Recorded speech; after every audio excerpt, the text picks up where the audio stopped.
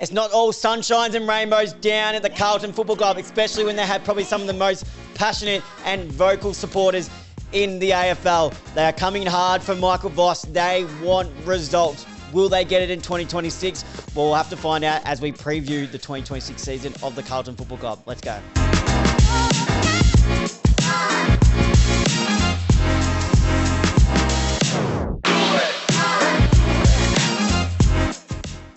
2025 was a very disappointing season for the Carlton Football Club as they went and finished in 11th spot. And with the list that they had, and especially their supporters, they want results and they are coming hard for Michael Voss to deliver with the list they've got. But they've had a lot of ins coming on the off season, but they've had a lot of outs to key players as well. So first, let's touch on some of the ins. So Ben Ainsworth comes in from the Gold Coast Suns as a trade, who's a really good hard-working half forward who can also play a bit mid-time, pushes up and down the ground, finds plenty of the ball and can impact the scoreboard as well. Campbell Chessar was traded from the West Coast Eagles, a midfielder who a first-round draft pick a couple of years ago, just hasn't been able to find a regular spot in the West Coast Eagles purely to some injury problems as well. So they're hoping that they have found someone there to add to their midfield stock. Who knows? Sometimes those type of players can go on to have a really good career. Another one, they picked up two players from the Sydney Swans. First off is Ollie Florent, trade from the Sydney Swans. Now he's listed as a midfielder on the website, but he probably does his best job at half-back with his running, carry, distribute of the ball. And Will Hayward's another really interesting player. Plays as kind of like a third tall, will probably play as more of a second tall at the Carlton, but we know he is a well-known goal kicker that he was at the Sydney Swans. Did go missing at times, but was always good to pop up for a couple of goals here and there. Honest, hard worker. So that was a good pickup in my opinion. They've also added to their ruck stocks.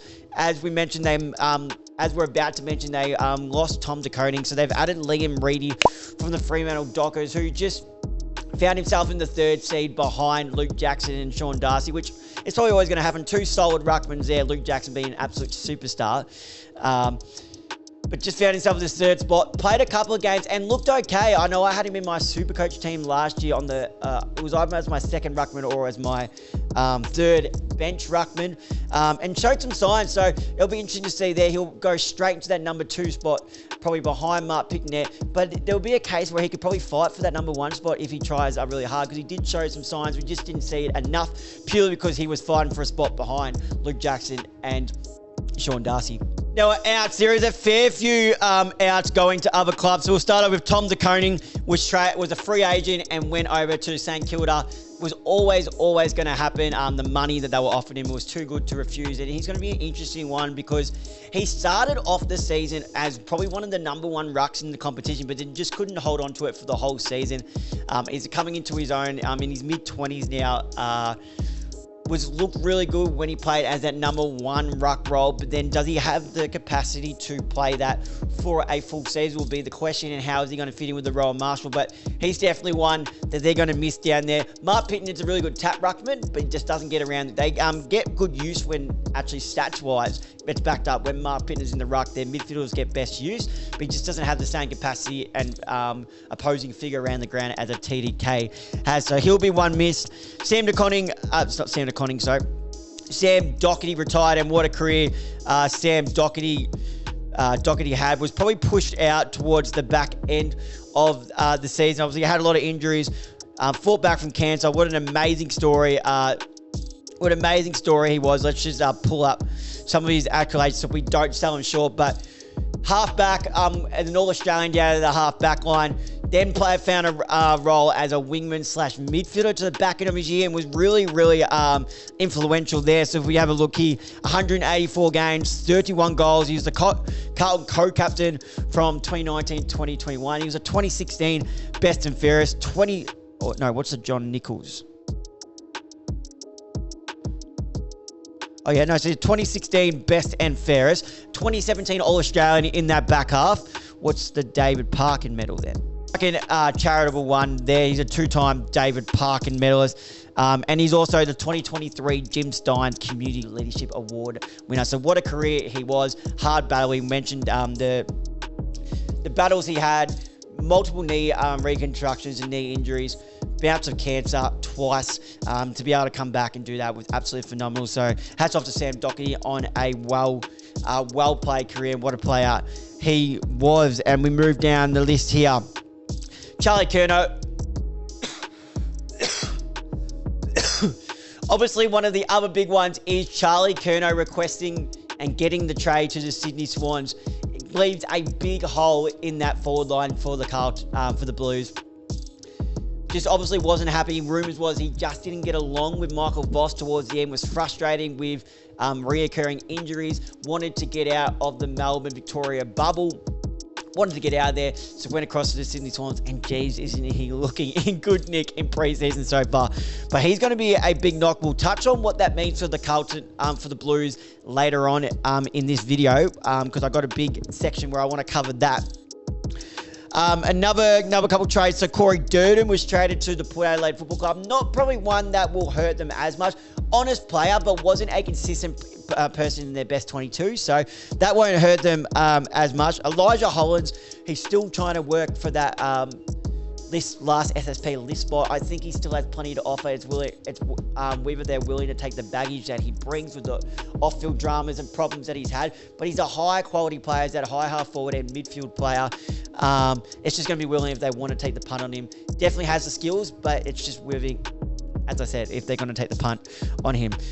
Jack Silvani, a free agent to St Kilda. Now, that was always wavered up. A couple of clubs had a go at him. The Bulldogs had a go at him. My Pies had a go at him.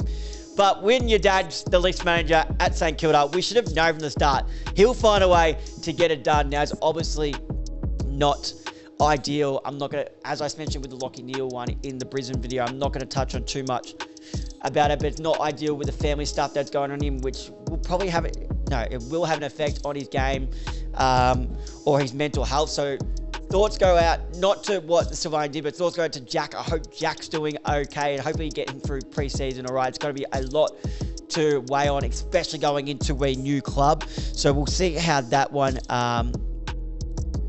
plays on their mind there. Delistings though, Jackson Bims was delisted, Alex Chincotta was delisted, so there are a couple of people who have played a fair few games for the Blues. Araggio Fantasia was delisted, just to name a couple there. Now we have a look at their list across the board, and it's a really struggling list in my personal opinion. If we look at the key defenders, other than Jacob Wiedering, there's no solid one down there.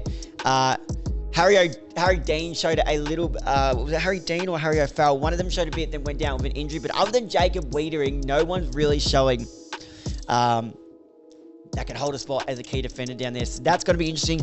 Defenders-wise, they've got the runners. They'll be loved the fact that they'll be able to have Nick Newman back. They missed him dearly down the back half with his distribute of the ball, but also just his calmness with ball, sets up the play around him. So they'll be thrilled to have him back down there. I thought Nick Haynes started the season off really poorly, but then really came into his own. I know he finished high in their best and fairest count, but came into his own after that. So that was really good to see. A quality player, obviously, is an intercept player. Jordan Boyd in and out of the squad, but I think he has some real upside. What I like about Jordan Boyd is he backs himself in to take on that kicks, and that's something that they need. And someone with a bit of dash. I'd like to see we saw Billy Wilson at the back end of the season. I'd like to see a bit more of him, a bit more run and carry from him. Lockie Cowan's going to be a really good player, and Ollie Hollands off the halfback. We'll be interested to see if they stay him at halfback, or if they push him up to a wing there. But that's most of them, and obviously Adam Sard, to name a couple more there. We saw a little bit of Rob Monahan as well. Now, there's an argument with their midfield that they're all pretty one-paced. Obviously, the best and fairest last year and had a stellar season was George Hewitt. But they're going to be thrilled. We finally get to have a first look at Jagger Smith. Fingers crossed that he doesn't do another injury in the preseason. But we are so excited to see Jagger Smith come into it. We'll touch on him a bit later. So we'll get this first look for them. Adam Cheraz, Blake Acres off a wing there. Obviously, skipper Paddy Cripps. We've got the Camporelli brothers. We saw Lucas, but we didn't see Ben. Is that right? Yeah, Lucas, but we didn't see Ben at the start. Obviously, with some injuries there. Campbell Chester, as we mentioned earlier on, comes to the start. I really like Cooper Lord. Showed a little bit when he was playing as that real good in and under contested player, lays the tackle. So I'm interested to see how his game develops around there. And Matty Cottrell had a bit of an injury to the back end of the year, so they'll love having him back, whether it's as a running wingman, whether it's a high half forward. He's that ultimate role player, and he's an elite runner. They've only got the 2 Ruckmans on their list, as I mentioned. They're going to be battling it out, all with this new 23 list spot, 23rd spot on the bench. Are they going to play them both in the same team? It's Liam Reedy and Mark Pitnet. Obviously, Mark Pitnet probably gets, most likely gets the first ticket early on, unless Liam Reedy's absolutely put a shift in and dominated him over the preseason. I don't see why Mark Pitnet isn't the Ruckman round 1 first centre bounce. Key forwards, only got the 3 key forwards, so it's Harry Mackay, Brodie Kemp, who I was very critical on as a key forward. I thought he was a decent key defender, and they only threw him down as a key forward because they were trying to find something. I thought he looked lost, but then I thought he came into his own and played some really good key moments. Kicked a bag of 6, was it? And the kicked another couple bags, it was like 3 or 4. So I think that's one we can pursue with, especially without Charlie Curnow there. I think he needs to play down there. We saw a little bit of Hudson O'Keefe. We'll see if we can see him a bit more as well. Now, forwards, I thought Jesse Motlop was showing some signs in patches last year, and unfortunately has gone down with an ACL to rule him out this season. So that, after signing a contract extension, that was not ideal. So they'll be missing him. The website still has Zach Williams as that pressure forward who can hit the scoreboard. So it'll be interesting to see there. Obviously, they bring in Ben Ainsworth, Will Haywood down there. And one player I thought, when was given the chance to play, shows a bit of X factor and a bit of, can pull something from nothing. That's Ashton Moyer. I'd love to see Ashton Moyer get a regular spot, because I think when he did play, he had that bit of spark that added to that forward line and was consistently hitting the scoreboard, flying for marks. So hopefully Ashton Moyer can have a good run at it in 2026. Now it's time to highlight some individual players. First, we're going to start with my look out for, and it's none other than the number 3 pick from the 2024 draft, Jagger Smith. Jagger Smith, all the way through his TAC Cup or Coates League and junior career, is a midfield ball magnet. Was absolutely showing great signs, dominating at preseason until he went down with that ACL that ruined his first season. He was in my look out for, I believe, coming into last season, and then went down with that injury. So now we get to see our first look at him. He needs to be at that first centre bounce round 1. So Jagger Smith, look out for him. We finally get to see what all the talk and what he is made of. My needs to lift is purely because now the forward line revolves around him. Harry Mackay, it's time to grab this by the horns and make this forward line your own. I know you had your problems last year, and that's all in good. But now Charlie's not there. You need to go, right, I'm the man, and put your authority on this forward line. It is yours for the taking. Now it's time for you to show it. We know you can do it. You are a Coleman medalist. You played 12 matches last year, kicked the 22 goals, averaging the 14.3 disposals, got up the ground a bit more, but I don't want to see that. I want to see you park yourself in the square, lead out. We know you got the athleticism, lead out and take those strong marks and back yourself in to kick your goals. You had set shot problems, put that across your mind. There is no Charlie. You're the man. Back yourself in. You need to lift if the Blues are any chance of playing finals this season.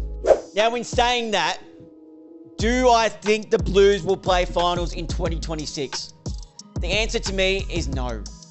I think they'll finish around that 11th spot again. I don't even think they'll make wildcard round. And what that means for Michael Voss, I'm sorry, Vossy, but I think if you don't make finals, forget wildcard.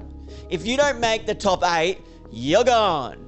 You will be gone, because the pressure will just be too much coming from the fans, and the board and the club will have to make the decision to move on from Michael Voss. So pretty much it's finals or bust for Carlton and Michael Voss, in my opinion. Well, there you have it, guys. There is my 2026 season preview for the Carlton Football Club. Look out for, I said, Jagger Smith, Harry Mackay. It's time to make this forward line your own, and it's finals or bust. But I don't think they'll make it, which could cost Michael Voss his job. Thank you guys for watching. If you haven't been watching the series along so far, I've already done the Adelaide and Brisbane, so make sure you go back and watch them as well. But thank you guys for watching this video. If you did enjoy it, make sure to leave a like and comment on it, hit the subscribe button and turn the notification bell on, and share this off to a mate who is a Carlton supporter or is just itching for the footy to be back.